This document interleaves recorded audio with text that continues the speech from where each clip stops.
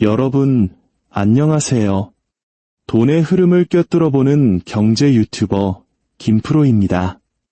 오늘 여러분의 지갑, 통장 잔고, 그리고 아마도 여러분 부모님이나 미래의 여러분을 짓누를 주택담보대출, 이 모든 것의 금리가 어떻게 결정되는지 생각해 보신 적 있나요? 우리가 매일 쓰는 이 돈이라는 시스템이 과연 민주적인 토론이나 국민의 뜻에 따라 만들어졌다고 생각하시나요? 만약 그랬다면 오늘 제 이야기는 좀 충격적일 수 있습니다. 우리가 당연하게 여기는 이 금융 시스템은 사실 소수의 엘리트들이 비밀 회의실에 모여 그들만의 방식으로 설계한 결과물입니다. 역사의 전환점마다 돈의 규칙을 바꾼 것은 대중의 함성이 아니라 그들만의 속삭임이었습니다. 이 지독하게 영리한 설계를 이해하지 못하면 우리는 평생 갓생을 살아도 제자리 걸음일 수밖에 없습니다. 이 냉혹한 진실을 마주할 용기가 있으신 분, 돈의 판을 짜는 자들의 생각법을 엿보고 싶은 분이라면 지금 바로 구독 버튼을 눌러주십시오. 이것은 단순한 클릭이 아니라 금융 문맹에서 벗어나 스스로의 부를 지키겠다는 여러분의 첫 번째 약속입니다. 자, 그럼 시작하겠습니다. 현대 금융 시스템을 만든 그 비밀스러운 회의들 속으로 들어가 보시죠. 이야기의 시작은 17세기 세계 무역의 중심지였던 암스테르담입니다. 당시 네덜란드는 아시아, 아프리카, 아메리카를 잇는 해상무역으로 지구상에서 가장 부유한 제국으로 떠오르고 있었습니다. 하지만 상인들에게는 치명적인 문제가 있었죠. 바로 돈의 혼돈이었습니다. 상상해보세요. 시장에 갔는데 어떤 사람은 금화 귀퉁이를 잘라낸 클리핑 코인을 내밀고 어떤 사람은 순도가 낮은 가짜 은화를 씁니다. 동전마다 가치가 제각각이니 거래는 느려지고 사기 분쟁이 들끓고 신뢰는 바닥을 칩니다. 이거 완전 중고나라 사기꾼들 판치는 꼴 아닙니까? 바로 그때 1609년 암스테르담의 유력 상인들과 시 공무원들이 조용히 모여 혁명적인 아이디어를 냅니다. 바로 비셀방크, 즉 암스테르담 환전은행의 설립입니다. 겉보기에는 단순히 무역을 표준화하기 위한 거래소였죠. 하지만 그 실체는 세계 최초의 진정한 중앙은행이었습니다. 상인들은 온갖 잡다한 동전을 은행에 예치하고 그 대가로 은행 장부에 기록된 안정적이고 신뢰할 수 있는 잔액을 받았습니다. 무거운 금속 덩어리가 아니라 이 종이 위의 숫자가 진짜 화폐가 된 겁니다. 자, 여기서 질문. 이 시스템의 신뢰를 통제한 건 누구였을까요? 평범한 네덜란드 시민? 아니요. 공화국의 의회? 그것도 아닙니다. 바로 소수의 엘리트들로 구성된 위원회였습니다. 그들은 돈을 안정시키는 것이 곧 돈에 대한 권력을 쥐는 것임을 간파했던 겁니다. 이것이 바로 은행업의 첫 번째 위대한 속임수였습니다. 대중에게는 안정을 팔고 통제권은 자신들의 손에 남겨두는 것. 이 패턴은 역사를 통해 계속 반복됩니다. 100년 후 북해 건너 영국에서도 비슷한 위기가 찾아옵니다. 1694년 영국 왕실은 파산 직전이었습니다. 윌리엄 3세는 프랑스와의 값비싼 전쟁으로 국고를 탕진했죠. 돈이 없으면 전쟁도 못하는 겁니다. 이 절박한 상황에 윌리엄 패터슨이라는 인물과 런던의 금융가들이 등장합니다. 그들의 제안은 간단하면서도 파괴적이었습니다. 폐하, 저희가 돈을 빌려드리겠습니다. 그 대가로 저희를 위한 새로운 기관, 영란은행을 설립해 주십시오. 애국심의 발로처럼 보였던 이 국립은행의 탄생은 사실 국가 권력과 민간 금융의 정략 결혼이었습니다.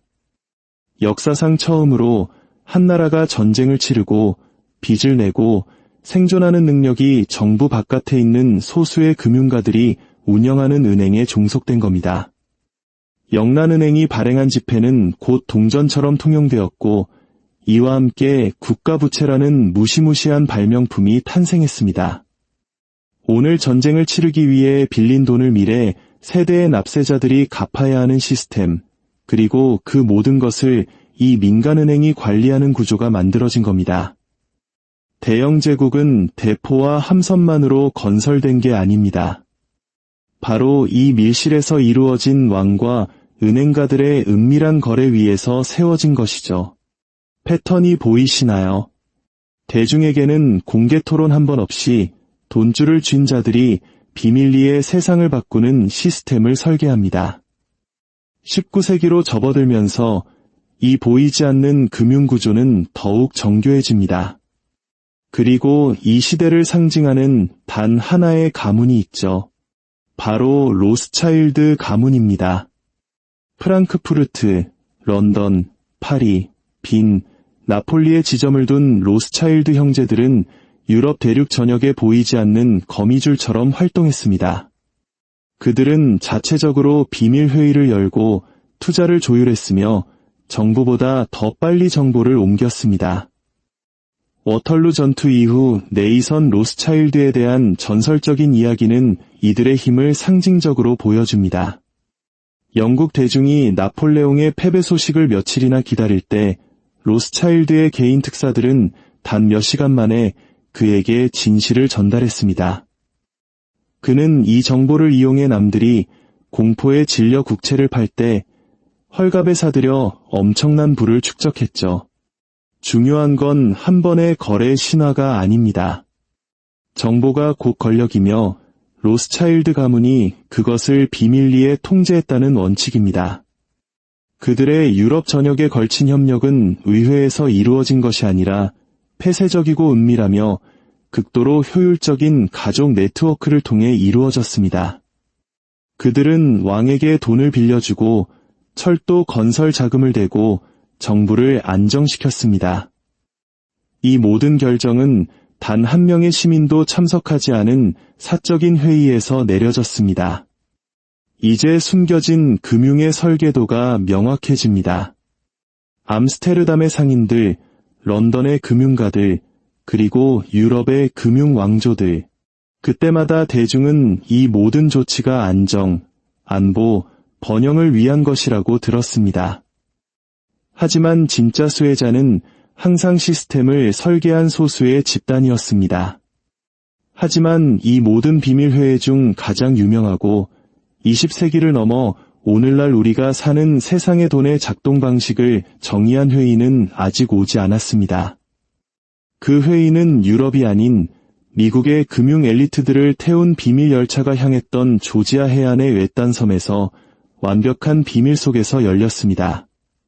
그 회의는 바로 연방준비제도, 즉 연준을 탄생시켰고 우리가 여전히 그 아래 살고 있는 현대은행 시스템의 청사진을 만들었습니다. 20세기 초 미국은 떠오르는 세계 경제 대국이었지만 금융 시스템은 엉망진창이었습니다.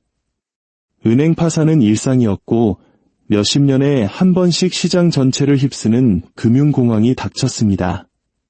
그때마다 평범한 사람들은 평생 모은 돈을 잃었지만 거물 은행가들은 항상 살아남는 것처럼 보였죠.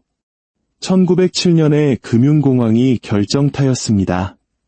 그해 가을, 시장이 붕괴하고 신용이 증발하자 은행들은 문을 닫았습니다. 예금주들은 더 이상 존재하지 않는 자신의 저축을 인출해달라며 공포에 질려 줄을 섰습니다. 시스템 전체가 무너질 위기에 처했을 때 나라를 구한 것은 의회나 대통령이 아니었습니다. 미국에서 가장 강력한 은행가였던 J.P. 모건이었습니다.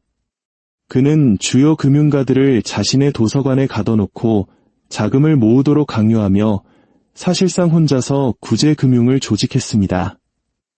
한 개인의 부와 능력이 정부를 뛰어넘어 시스템을 안정시키는 모습을 본 미국인들은 공포에 휩싸였습니다.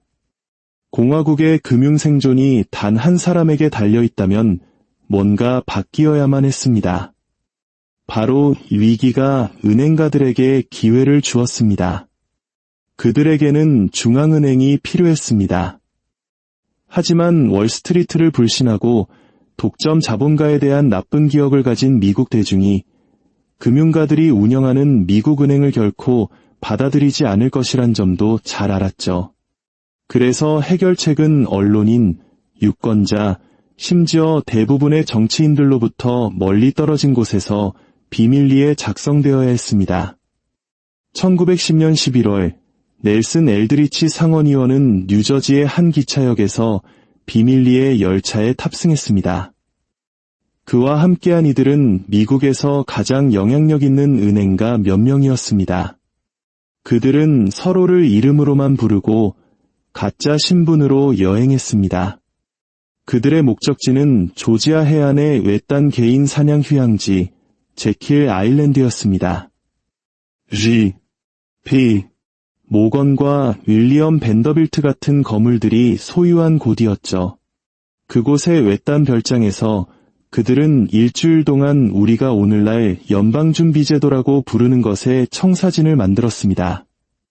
참석자들의 명단은 미국과 유럽 은행업계의 어벤져스 같았습니다. P. 모건 상사의 헨리 데이빗은 퍼스트 내셔널 은행의 찰스 노턴, 내셔널 시티 은행의 프랭크 벤더립, 그리고 가장 중요하게는 유럽의 로스차일드 가문과 연결된 쿤, 로벤 컴퍼니의 폴 와버그였습니다. 비밀 유지는 절대적이었습니다. 이들의 여행에 대한 소문을 들은 기자들에게는 그저 오리 사냥 파티에 가는 것이라고 둘러댔습니다. 별장 안에서 이들은 미국의 중앙은행을 만들어주되 겉으로는 정부 기관처럼 보이지만 실제로는 은행가들을 위해 설계된 계획을 창조했습니다. 그들은 이것을 엘드리치 플랜이라고 불렀습니다. 3년 후인 1913년 12월 23일 많은 의원들이 이미 크리스마스 휴가를 떠나 워싱턴을 비운 틈을 타 연방준비법이 통과되었습니다. 우드로 윌슨 대통령이 서명하면서 연준이 탄생했습니다. 미국의 중앙은행을 안겨준 민관 파트너십이었죠. 서류상으로는 민주적으로 보였습니다. 여러 지역 준비은행, 워싱턴의 이사회. 하지만 실제로는 그 어떤 포퓰리스트도 상상하지 못했을 방식으로 국가의 통화 공급에 대한 통제권을 중앙에 집중시켰습니다. 신용을 팽창시키거나 수축시키는 능력, 금리를 조작하는 능력, 대출 비용을 결정하는 권한이 모두 유권자의 직접적인 감시로부터 의도적으로 격리된 기관의 손으로 넘어갔습니다. 대중은 이 제도가 위기를 막아줄 것이라고 들었습니다. 현실은 월스트리트와 워싱턴에게 위기를 그들의 방식대로 관리할 수 있는 강력한 기계를 쥐어준 것이었습니다. 하지만 이야기는 미국에서 끝나지 않았습니다. 이 모델은 전 세계로 퍼져나갔고 금융 엘리트들은 곧 국경을 넘어 협력할 방법이 필요하다는 것을 깨달았습니다. 1930년 1차 세계대전 후 독일의 전쟁 배상금 문제를 관리한다는 명분 아래 그들은 스위스 바젤에 국제결제은행을 설립했습니다. 이 중앙은행들의 중앙은행은 유럽 강대국들과 은행가들 간의 조용한 협상을 통해 세워졌습니다. 오늘날까지도 이 은행의 회의는 대중에게 비공개이며 논의 내용은 봉인되고 그 영향력은 막강합니다. 2차 세계대전 중에는 논란의 여지 없이 전쟁 중인 국가들 사이의 금융 거래까지도 중개하며 중립국 스위스를 통해 금과 자금을 이동시켰습니다. 전쟁이 끝난 후 BIS는 세계화라는 단어가 유행하기 훨씬 전부터 글로벌 통화 정책이 조율되는 보이지 않는 테이블이 되었습니다. 지금도 세계의 중앙은행 총재들은 몇 달에 한 번씩 바젤로 날아가 바젤타워에 앉아 언론도, 의회도, 시민도 없이 글로벌 금융 시스템의 배관이 어떻게 작동할지를 결정합니다. 이것은 제도화된 비밀주의 그 자체입니다. 패턴은 명확했습니다. 돈의 질서가 재편될 때마다 그 결정은 대중 토론이 아닌 엘리트들의 비밀 회합에서 나왔습니다. 그리고 그 모든 회의 중 가장 거대했던 2차 세계대전으로 폐허가 된 세상을 배경으로 뉴햄프셔의 한 호화로운 호텔에서 열린 회의가 아직 남아 있었습니다. 1944년 여름 2차 세계대전이 막바지로 치닫던 때 44개국에서 온 700명의 대표단이 뉴햄프셔의 브레튼 우즈에 있는 한 호텔로 모여들었습니다. 공식적으로는 평화와 번영을 위한 새로운 금융 질서를 설계하기 위한 전 세계적인 회의였죠. 하지만 통화 역사의 모든 전환점이 그랬듯이 진짜 거래는 화려한 회의장에서 이루어지지 않았습니다. 진짜 협상은 옆방에서 심야에 소수의 사람들 사이에서 이루어졌습니다. 전쟁 후 돈을 통제하는 국가가 세계를 통제할 것이라는 사실을 이해하는 사람들이었죠.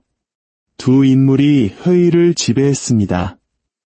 영국의 천재 경제학자 존 메이너드 케인스는 어느 한 국가도 지배하지 못하는 균형 잡힌 시스템을 주장했습니다. 그의 맞은편에는 미국 재무부를 대표한 해리 덱스터 화이트가 있었습니다. 그는 미국이 모든 패를 쥐고 있다는 것을 알았습니다. 전 세계금 보유고의 절반, 폭격당하지 않은 공장들, 그리고 유럽과 아시아의 재건 자금을 댈 수 있는 금융 시스템까지. 그 비공개 회의에서 케인스는 방코르라는 초고가적 통화를 밀어붙였습니다. 화이트는 미국 달러가 그 중심이 되어야 한다고 주장했습니다. 누가 이겼는지는 우리 모두가 알고 있습니다. 화려하게 발표된 브레튼 우즈 체제는 미국금을 담보로 달러를 세계 기축통화로 만들었습니다. 그리고 여기서 국제통화기금과 세계은행이 탄생했습니다. 겉으로는 세계 발전을 위한 도구처럼 보였지만 처음부터 금융 권력을 가장 강력한 채권국들의 손에 집중시키도록 설계된 기관들이었죠. 다시 한번 대중은 이것이 협력에 관한 것이라고 들었습니다. 현실은 통제에 관한 것이었습니다. 그 후 약 25년간 이 시스템은 유지되었습니다. 각국 통화는 달러에 고정되었고 달러는 금에 고정되었습니다. 하지만 1960년대 후반이 되자 시스템은 한계에 부딪혔습니다. 미국은 베트남 전쟁과 국내 복지 프로그램에 엄청난 돈을 쏟아부었고 보유한 금보다 훨씬 더 많은 달러를 찍어냈습니다. 외국 정부들은 자신들이 보유한 종이돈의 가치가 떨어질 것을 두려워하며 금으로 바꿔달라고 요구하기 시작했습니다. 그리고 1971년 8월 역사상 가장 중대한 금융 결정 중 하나가 내려집니다. 리처드 닉슨 대통령이 텔레비전에 나와 미국이 달러와 금의 교환을 일시적으로 중단한다고 발표한 것입니다. 그 일시적인 조치는 결코 끝나지 않았습니다. 그 순간부터 돈은 오늘날 우리가 아는 바로 그 모습이 되었습니다. 금속이 아닌 정부와 중앙은행에 대한 신뢰에 의해 뒷받침되는 순수한 명목화폐, 즉 피아트 머니가 된 것입니다. 또다시 전 세계 금융 시스템이 하룻밤 사이에 바뀌었습니다. 국민 투표가 아니라 밀실에 모인 소수의 결정에 의해서 말이죠. 만약 이 패턴이 역사책에나 나오는 이야기라고 생각하신다면 현실을 자세히 들여다보십시오. 매년 와이오밍주의 잭슨홀에서는 연준이 주최하는 비공개 심포지엄에 중앙은행 총재들과 경제학자들이 모입니다.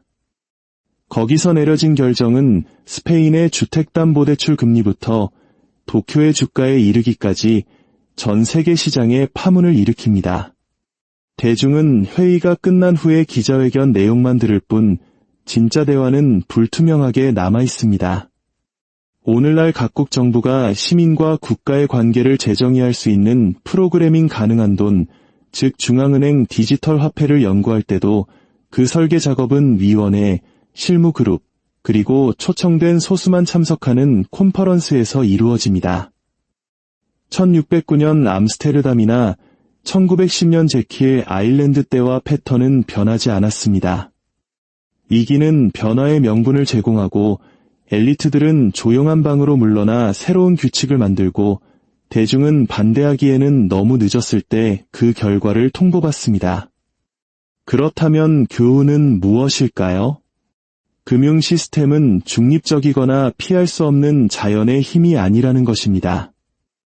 그것은 비밀스러운 거래와 보호받는 이익 속에서 태어난 인간의 설계품입니다. 여러분이 지폐를 손에 쥐고 카드를 긁고 인플레이션으로 저축 가치가 하락하는 것을 지켜볼 때 여러분은 공개 토론이 아닌 수세기에 걸친 밀실 결정에 의해 형성된 구조 안에 살고 있는 것입니다. 이것을 이해하는 것이 진정한 금융교육의 첫걸음입니다. 돈이 중립적이라고 믿으면 돈이 당신을 배신할 때 항상 허를 찔릴 것입니다.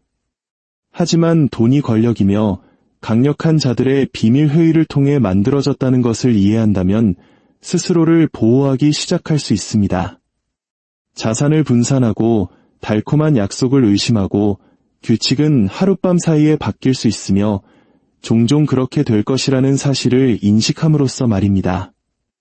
역사는 반복되지 않지만 그 패턴은 집요합니다. 안정을 약속하고 통제를 중앙 집중화하고 이기는 결함을 드러내고 새로운 시스템은 비밀리에 만들어집니다.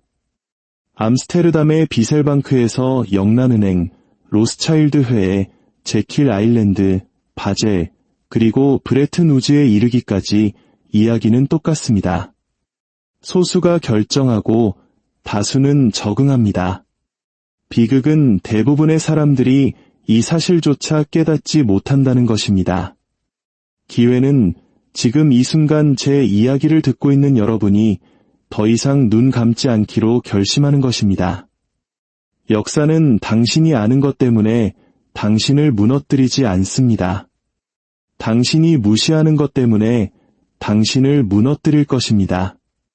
그리고 가장 큰 금융실수는 이 시스템이 당신을 위해 존재한다고 믿는 것입니다. 단 한 번도 그런 적이 없습니다. 시스템은 그것을 만든 자들을 위해 봉사합니다. 비밀리에, 조용히, 그리고 언제나 그들 자신의 이익을 위해서. 오늘 이야기가 새로운 관점을 제시했다면 이제 여러분은 어디를 봐야 할지 알게 되셨을 겁니다. 다음 이야기에서는 이 거대한 시스템 속에서 우리 개인이 어떻게 살아남고 부를 쌓을 수 있는지 더 구체적인 방법을 파고들어 보겠습니다. 지금까지 김프로였습니다. 감사합니다.